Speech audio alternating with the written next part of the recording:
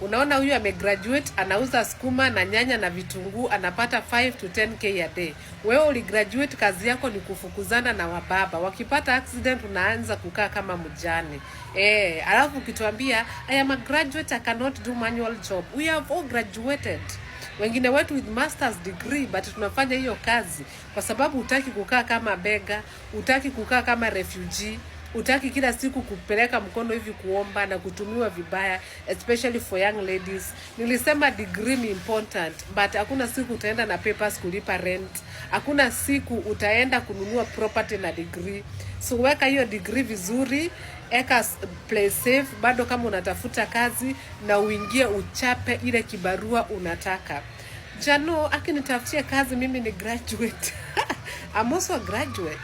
Na hizo kazi ndio sijaona. Wengine wako 5 years unapata internship ya kulipwa 5k. Ingine ni free internship, hakuna kitu unalipwa, and you're there. Unangoja kazi. Utangoja sana. Sisi tunauza mitumba hapa, si ati hatujasoma, tumegraduate. Na wengine wengi wanafanya hata mijengo na ma certificate, ma degree. Jitume nani? Hayo tu kwa sasa.